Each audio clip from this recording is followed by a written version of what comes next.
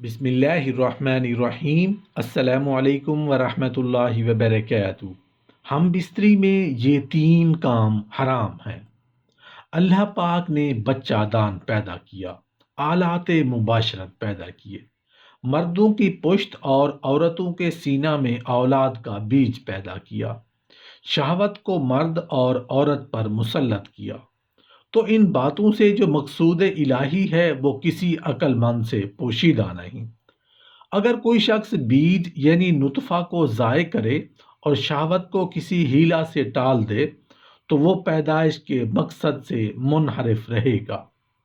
محترم ناظرین، آج کی یہ ویڈیو بہت ہی حساس معاملے سے متعلق ہے۔ یہ ایسے حساس معاملات ہیں جن کو جانے یا انجانے میں یا کسی مجبوری میں سر انجام دیا جائے تو نہ صرف کہ انسان گنہگار ہوگا بلکہ ایمان سے بھی ہاتھ دھو بیٹھے گا۔ میاں بیوی کے تعلقات میں کچھ ایسے ایمان ہیں جن کو ہم معمولی سمجھتے ہیں، جو شریعت میں سنگین جرم ہے۔ کبھی کبھار تو ایسا لگتا ہے جیسے کہ یہ بے حیائی کی باتیں ہوں، لیکن یہ بے حیائی نہیں ہے بلکہ یہ شریعت کا علم ہے۔ ہاں، اگر ہم اس طرح کی باتیں اپنی خواہش کے مطابق کریں تو پھر یہ بے حیائی ہے۔ پہلا گناہ جس کو بیوی کے تعلقات میں معمولی سمجھا جاتا ہے وہ یہ ہے کہ بیوی کا اپنے شوہر کو ہم بستری سے انکار کر دینا، اپنے شوہر کو اپنے نزدیک نہ آنے دینا، انکار کر دینا۔ رسول اللہ صلی اللہ علیہ وآلہ وسلم نے فرمایا، جب شوہر اپنی بیوی کو ہم بستری کے لیے بلائے تو عورت پر واجب ہے کہ وہ فوراً اپنے شوہر کی بات مان لے، ماں سوائے شرعی عذر کے۔ شرعی عذر کی وجہ سے بیوی انکار کر سکتی ہے، یعنی ایسی کوئی شرعی مجبوری مثلاً حیض و نفاس ہو تو وہ الگ بات ہے، لیکن اگر شرعی عذر نہیں ہے تو رسول اللہ صلی اللہ علیہ وآلہ وسلم فرماتے ہیں کہ وہ عورت فوراً اپنے شوہر کی بات مان لے، خواہ وہ اونٹ کی سیٹ پر بیٹھ کر سواری کی جاتی ہے، اس پر ہی کیوں نہ بیٹھا بلا رہا ہو۔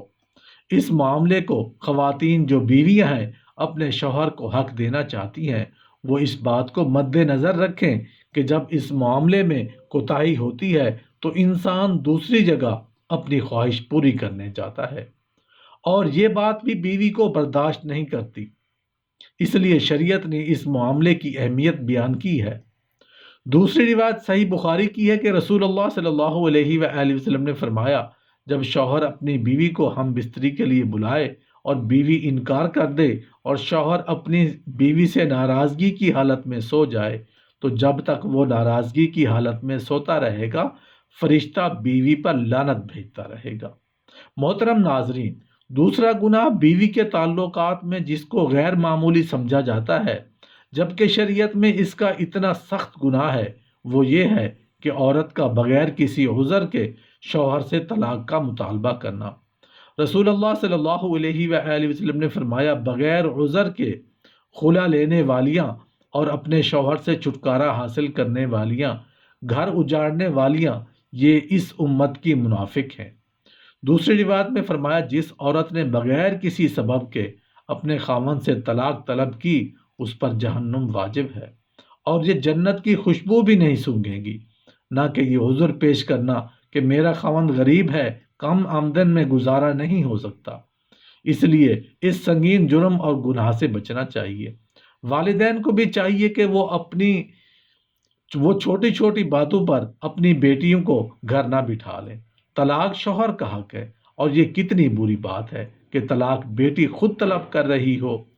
محترم ناظرین، تیسرا گناہ جو میاں بیوی کے تعلقات میں عام طور پر ہوتا ہے اور اس کو معمولی سمجھا جاتا ہے وہ یہ ہے کہ حیض کی حالت میں اپنی بیوی سے ہم بستری کرنا۔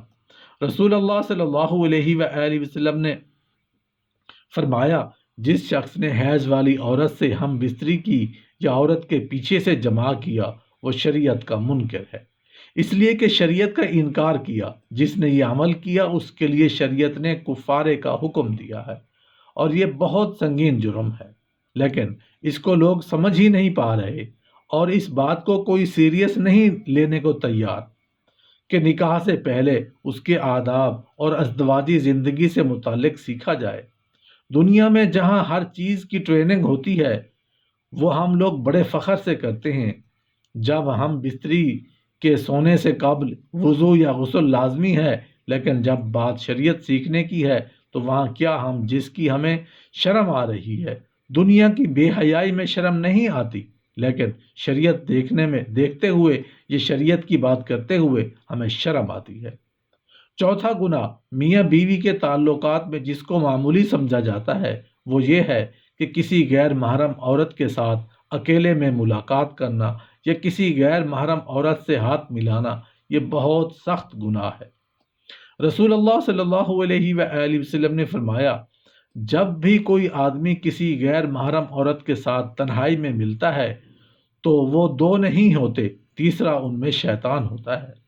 اور آپ صلی اللہ علیہ وآلہ وسلم نے فرمایا، تم میں سے کسی شخص کے لیے کیل لے کر اپنے سر میں ٹھوک لینا زیادہ بہتر ہے بجائے اس کے کہ وہ کسی غیر محرم عورت کو چھوئے۔ اور ہمارے ہاں یہ المیہ ہے کہ چھونا تو ایک معمولی بات ہے، یہاں تو پورا ہاتھ ملایا جاتا ہے۔ ایک بار ایک خاتون جس کو شریعت کا علم نہیں تھا، وہ مدینے میں آپ صلی اللہ علیہ وآلہ وسلم سے بیعت لینے آئی، اور آپ صلی اللہ علیہ وآلہ وسلم کے آگے اپنا ہاتھ بڑھایا تو آپ صلی اللہ علیہ وآلہ وسلم نے فرمایا ہاتھ پیچھے کر لیے، اور فرمایا محمد صلی اللہ علیہ وآلہ وسلم کسی عورت کے ننگے ہاتھوں کو دیکھنا بھی پسند نہیں کرتے۔ آپ صلی اللہ علیہ وآلہ وسلم نے اپنا چہرہ مبارک پھیر لیا۔ حضرت مخمہ رضی اللہ عنہ فرماتے ہیں کہ میں نے عرض کی، یا رسول اللہ صلی اللہ علیہ وآلہ وسلم، میں کئی مہینے پانی والے علاقے سے بہت دور رہتا ہوں، جبکہ میری بیوی میرے ہمراہ ہوتی ہے، کیا میں اس سے ہم بستری کر سکتا ہوں؟ آپ صلی اللہ علیہ وآلہ وسلم نے فرمایا، جی ہاں، اگرچہ تم 30 سال پانی سے دور رہو تب بھی ہم بستری کر سکتے ہو، اور غسل کے لیے تیمم کر لیا کرو۔ بہترین بیوی وہ ہے جو سونے کے کمرے میں اپنے حسن و جمال اور بستر پر خاوند کے ساتھ خوبصورت طور اتوار سے اسے پیار کے جادو میں جکڑ لے۔ دوران ہم بستری اس کے مقصد پر نگاہ رکھے اور غور کرے کہ اس کا خاوند کیا چاہتا ہے، اور پھر اس کی پسند سے بھی بہت بہتر انداز میں اپنے آپ کو اس کے سپرد کر دے۔ نرم گفتگو کرے اور اس کی رغبتوں اور چاہتوں کو پورا کرتے ہوئے اسے سیر کر دے۔ کبھی بھی اس کے بستر پر جانے سے مت رکیں۔ اگر وہ اس کے ساتھ مقاربت کا خواہش مند ہے تو قطعاً نافرمانی نہ کریں، کیونکہ اللہ رب العزت کے ہاں یہ بہت بڑا گناہ ہے۔